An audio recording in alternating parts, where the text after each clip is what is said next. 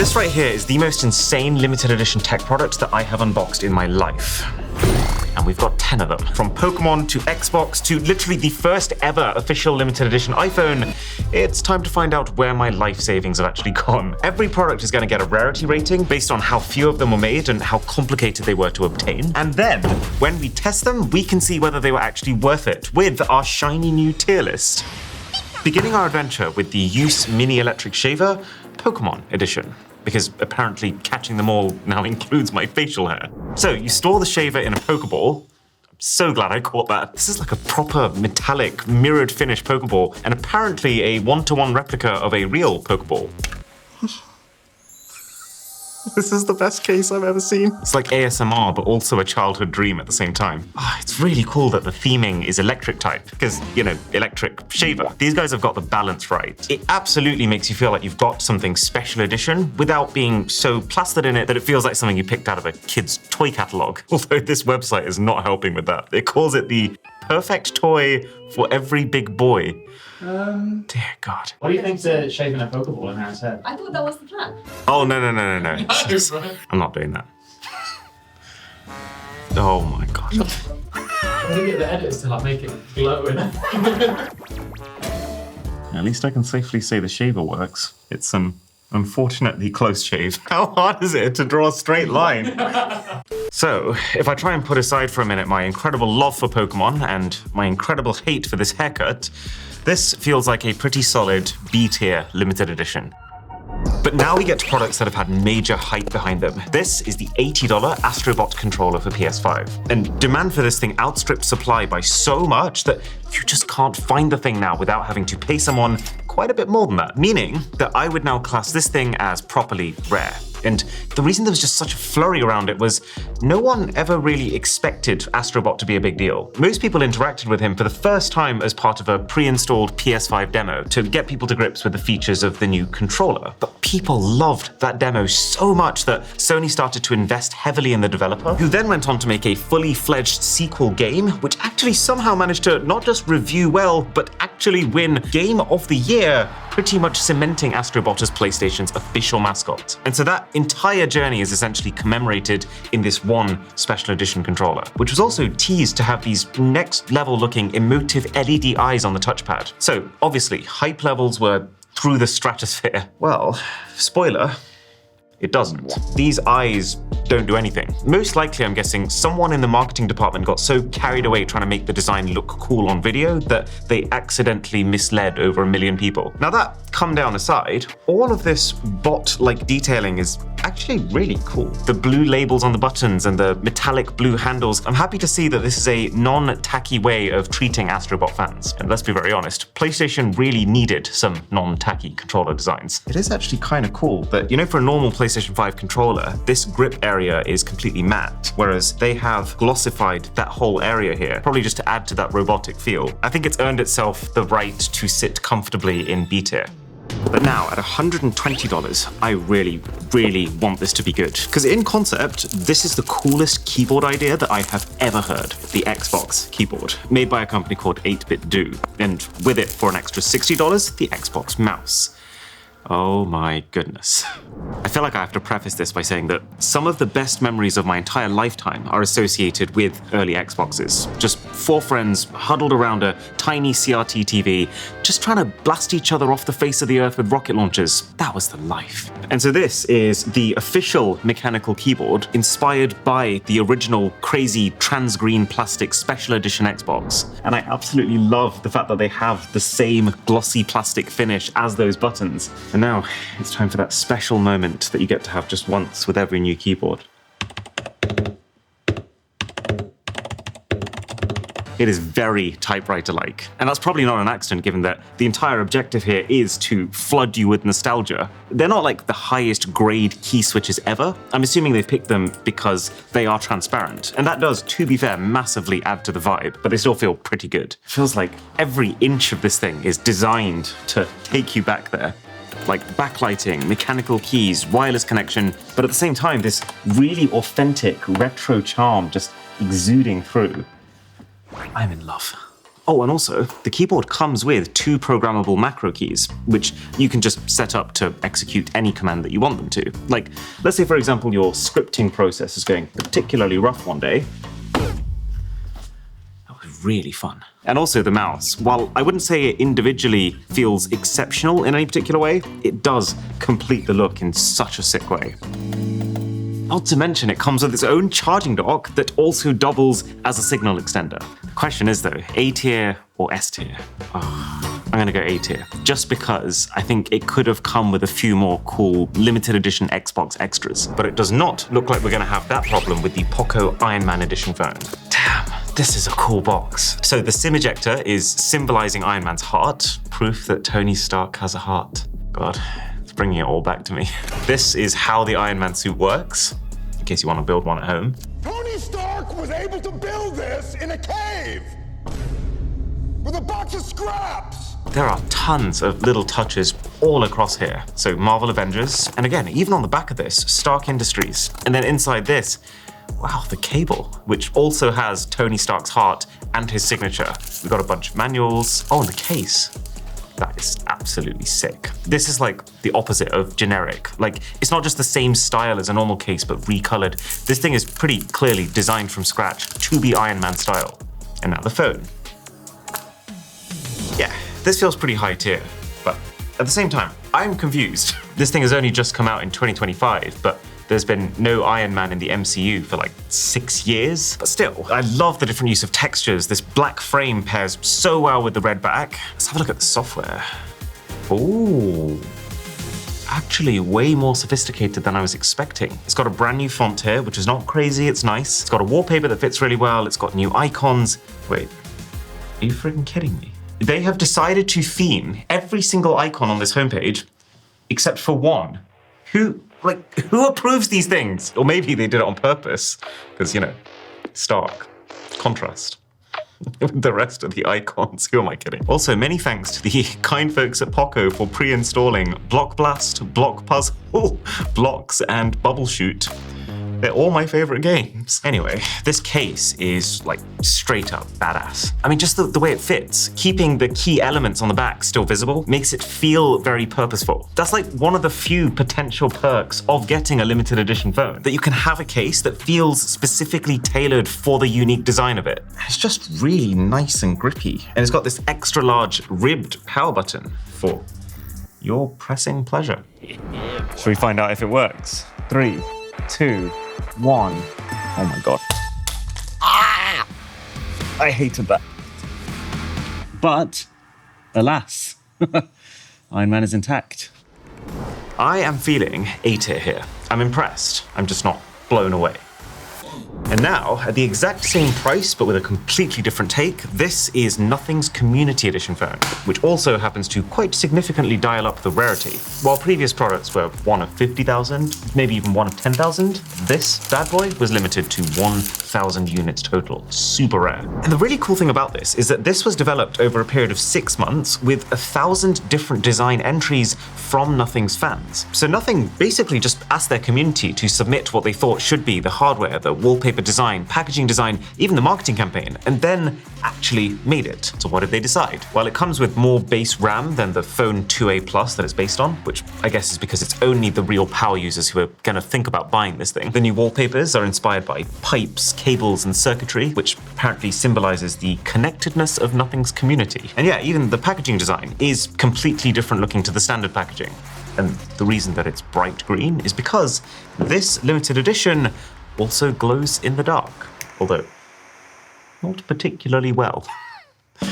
Okay, so what I would say is, whether or not you like the way this phone looks, this does feel like a masterclass in branding. Like, even the marketing that came out of this was so well done. Nothing has always presented their new phones in images with animals. And so the idea of integrating fireflies into this phone, which glow in the dark, is such a smart angle. All in all though, I would still have to say B tier, because as cool as the story is, glow in the dark is a pretty underwhelming gimmick that has very limited utility. Plus, I also just think they could have made the unboxing experience a little more special, considering that it's designed to be a love letter to fans. But now it's time to suit up, because this is the limited edition Woojer 360-degree haptic vest Fortnite edition. So, just for context, in our futuristic tech video, we filmed a product called the Woojer Strap that with one band across your chest could simulate impact. You crash into the wall in a game, you feel that crash in your body. And it was pretty good. It's just kind of hard to justify the price and also the hassle of it all for an effect that was fairly subtle. But this is the real deal. Instead of one impact transducer, we are now talking 6. Although I have to say, I am a little confused who this is for. I mean, like, are Fortnite players really the ones strapping themselves into $500 haptic vests? I feel like they know it too. Like, what is this website even talking about? Every character, every feel. Play together, feel together. That doesn't sound like Fortnite. Oh, okay, so I can feel every single person spawning in. Crikey. There's almost so much happening that it's hard to pinpoint it to a specific thing on screen. Let's see how it feels once we separate ourselves from the crowd. I can actually feel the wind resistance of my parachute. I feel like this could be really effective if you only felt it when you shoot or get shot. And in those moments, it's this sudden wave sweeping over you, instead of this more lower level rumbling all the time. But it is definitely effective. Do you need a shield when I've got a Woojer Fortnite edition vest? Ooh. Overall, I would say that I like it more than I liked the original Woojer strap. I still wouldn't use it myself. Plus, even as a special edition, it's not exactly the most exciting. You get a couple of extra downloadable items and can I even turn around in this straitjacket? An extra sleeve that's Fortnite themed. So overall, it's a C tier. Now, if you thought the hype for the Astrobot controller was big, then the hype for the 30th anniversary PlayStations was on another level. This was like website crashes and scalpers on eBay before the pre-orders even opened levels of hype. So we have the PS5 Slim, the PlayStation Portal, and the DualSense Edge controller. So let's start with the controller. Oh, they went all in on this packaging. Can you see how the outside is covered in tons of old school PlayStation products? And then this inside is all the classic PlayStation shapes, but with 3s in it, because 3 next to circle makes 30. And then look at this carry case for the controller. You've got all the extra Pro modules that you can attach for finer control. This is standard for a DualSense Edge controller, but man, does it look tasty in this new theme. Okay, back to the selection screen. It's PlayStation Portal time. You see companies making special anniversary editions of their consoles all the time, but I have to say, PlayStation really has made this feel like you're unboxing a piece of history. And then on the inside, the PS Portal itself. The sticker is a cool touch, with the original PS logo. And then finally, the PlayStation 5 Slim itself. Although, it doesn't feel particularly slim right now. Tell you what I really appreciate, every piece of cardboard on the inside also being recolored to grey. It's a subtle touch, but I mean, who else does that? So at the very top, we've got the controller, which is also themed. I'm glad to see that they haven't just chucked in the standard controller, which would have been the easy option. There's manuals, not a whole lot different there. What's in here? Oh, this looks like just miscellaneous goodies, basically. PlayStation branded cable ties. There's a rather premium looking PlayStation sticker. There's nothing really here of particular worth, but it's a very easy way of probably making the days of PlayStation's biggest supporters. And my God, there's so much more. So there's a full other box that has things like a spare matching plate to make sure you can keep the limited edition look, even if you have a disc drive. Even that's got a 30 on it. As well as other bits like the vertical stand for the console. Starting to understand why the box was so damn heavy. Oh, this is there to protect the limited edition PlayStation poster. This is like beyond excessive at this point. And now the console.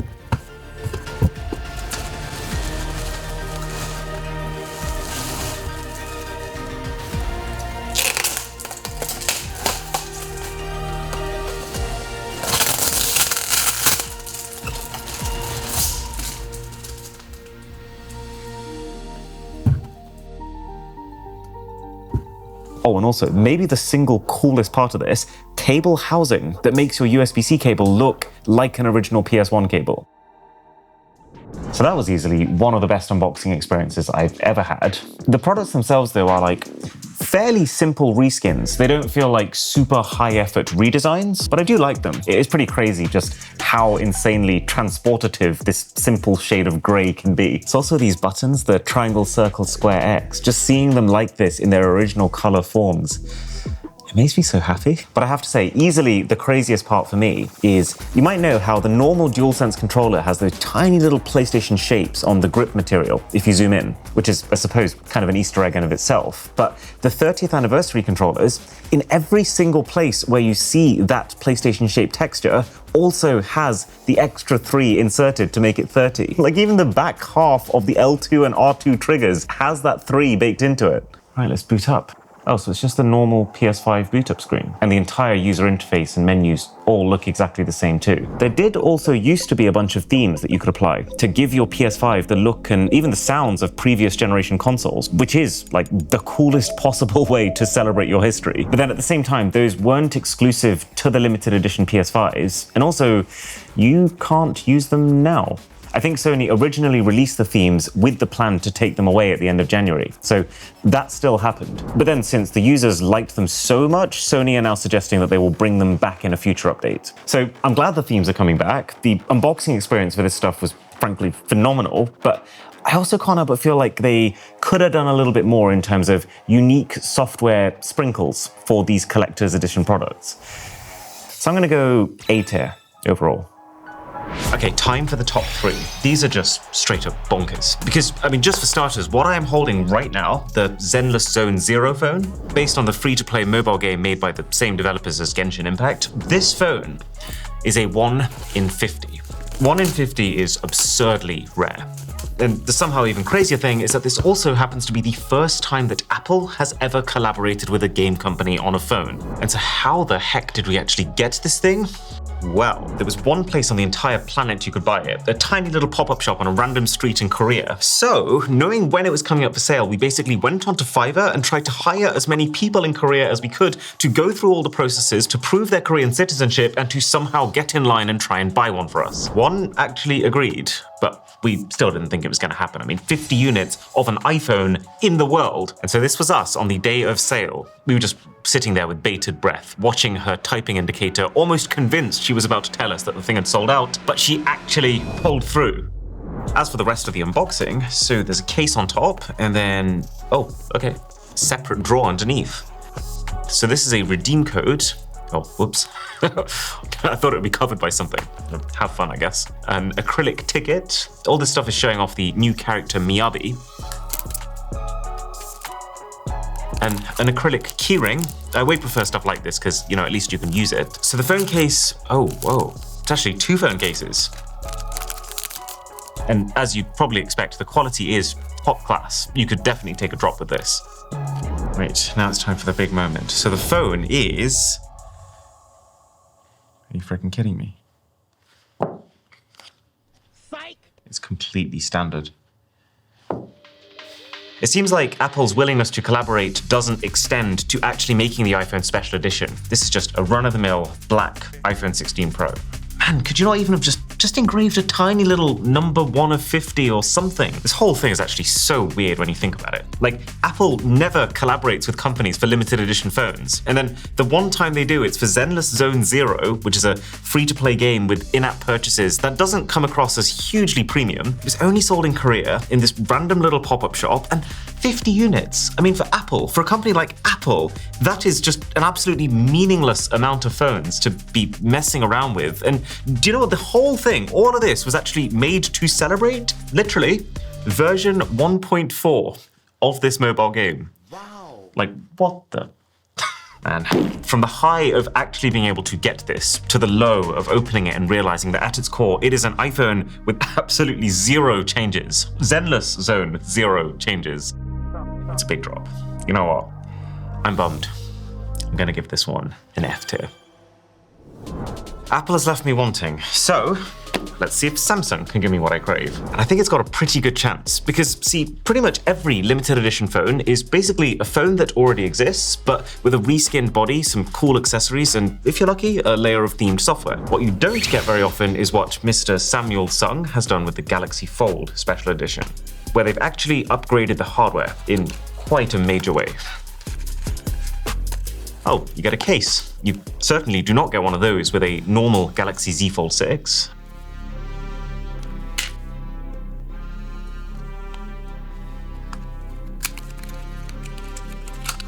And you get a charger. Again, don't get one of those with a normal Z Fold 6.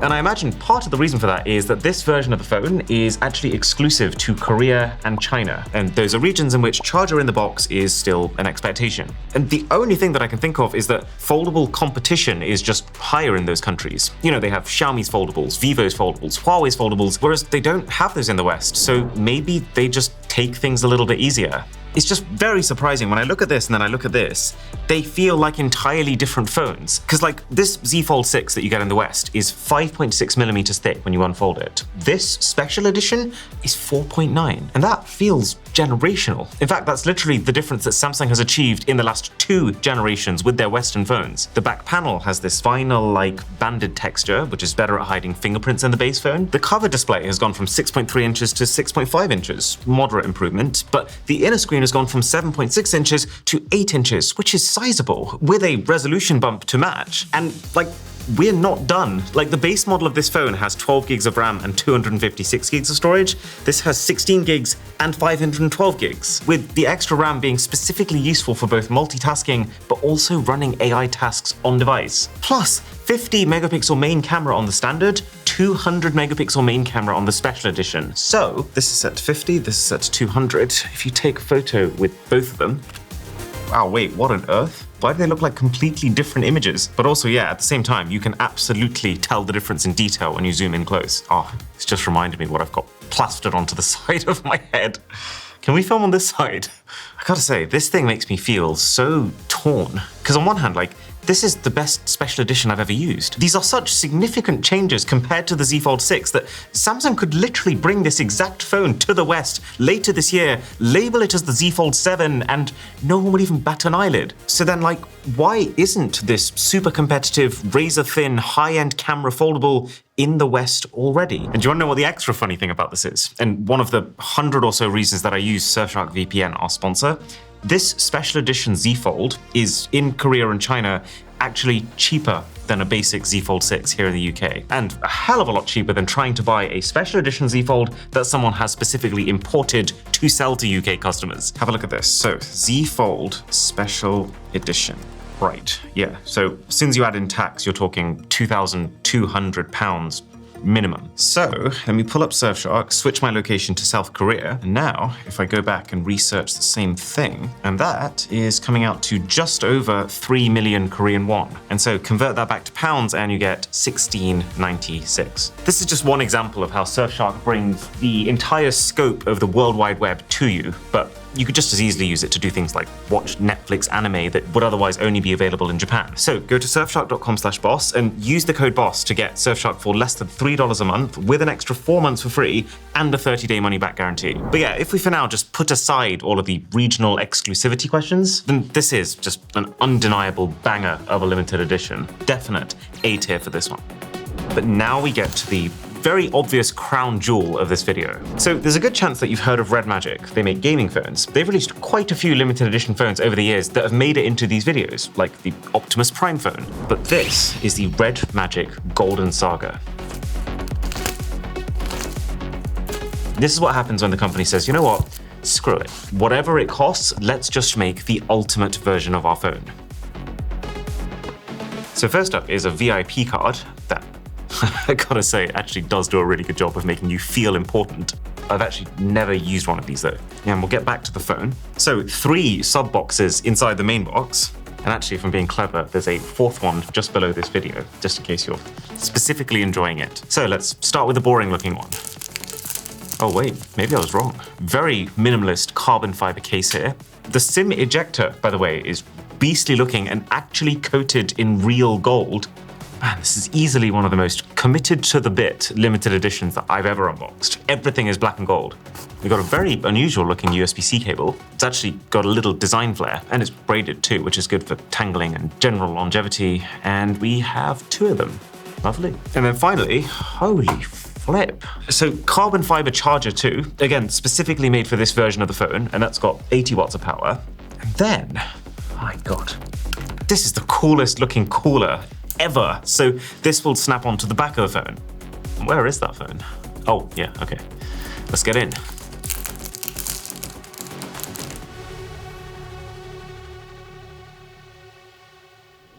So let's make one thing very clear. We have never seen specs like this before. 24 gigabytes of RAM, 1 terabyte of the fastest storage available for a phone, UFS 4.1, a 144 Hz refresh rate on one of the cleanest, most bezel-less screens I've ever seen, a 7,050 milliamp hour battery made possible by a new type of cell that integrates silicon to improve its energy density. And that's not even the craziest bit. This edition has a sapphire back panel for scratch resistance, which, as Mr. Jerry-Rig has found, only scratches at level 8 and 9 instead of the usual level 6 and 7 of glass. And the thing integrates silver and gold, real silver and gold, into its cooling system. Because here's the thing, silver has the highest thermal conductivity. It's even higher than copper, and it's about 2 times that of aluminium. It's the best. You just don't see it in phones for very obvious price considerations. But this phone is what happens when you strip off those limitations. So tell you what, let's run a 20-minute stress test. Samsung Galaxy S25 Ultra, which is a top-of-the-line 2025 flagship, versus this, with that fancy cooler attached. Both phones technically have the same chip, so this is purely a test of how much more you can get out of it with all the extra stuff. All right, 20 minutes later, and the answer is a hell of a lot. I have actually never seen a peak performance score like this, but also the performance stability score. I mean, obviously the extent of cooling is kind of excessive, but does it work? Yes. And yeah, it's extremely expensive. This is $1,499. But then at the same time, considering how nuts the specs and the materials are, I would have actually expected it to be a lot more. You know what? S tier. I don't like the way that this cooler attaches to the phone. Like, you actually have to put a magnetic sticker on the back to be able to snap it on, which, considering the lengths that they've already had to go to for this, I don't quite understand why they didn't just add a magnetic ring to the back. But as a limited edition, I just think this is so cool. That it's not just luxury for the sake of luxury, or luxury that actually gets in the way, because we've seen our fair share of that too. It's luxury that makes the phone look great, while also actually making the experience better too.